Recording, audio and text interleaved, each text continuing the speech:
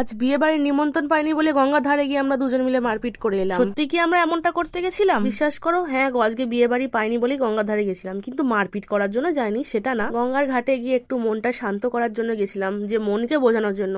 আরে বিয়ে বাড়ি পাইনি তো কি হয়েছে, আর দুদিন পরে পাবো না হয়। গত কয়েক বছর ধরে বিয়ে বাড়ি না পেয়ে আমি কিছুটা কোমায় চলে যাচ্ছি। সেই কোমা থেকে বেরানোর জন্যই গঙ্গার ঘাটে গিয়ে একটু মুখ লুকিয়ে একটু কান্নাকাটি করে নিচ্ছিলাম। কি আর করবো বলো, এই দুঃখ আমি খালি গঙ্গাকেই বলতে চেয়েছি, আর কাউকে না। তোমরাই যে কেউ নিমন্ত্রণ করছো না আমাদের দুই বান্ধবীকে, এর জন্য কি হতে পারে তোমরা কি কেউ জানো? জানো না? না জানলে ঠিকই নিমন্ত্রণ করতে আমাদের দুজনকে। তাই জন্য গঙ্গার ঘাটে এসে দুজন মিলে হাত পা দুলিয়ে একটু কান্নাকাটি করলাম।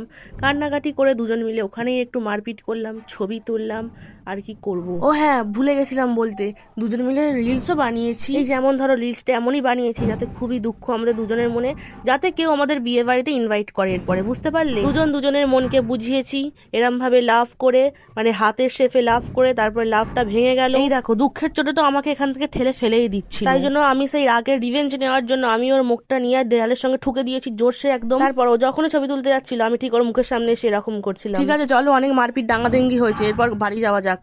চলো চলো তাড়াতাড়ি চলো। কিন্তু এই দেখো, আমিও চশমাটা নিতেই ভুলে গেছি, আমি আমার শুধু এটা নিয়ে পালাচ্ছিলাম। তারপরে আমরা গঙ্গাকে টাটা বাই বাই করে বাড়ির দিকে তাড়াতাড়ি করে দৌড়ালাম। এরপর যদি লেট করে ফেলি, যদি সন্ধে হয়ে যায়, মা আমাকে ধরে মারবে আর ওর মা ওকে ধরে মারবে। তো চলো টাটা বাই বাই, বাড়ি যাওয়া যাক, টাটা।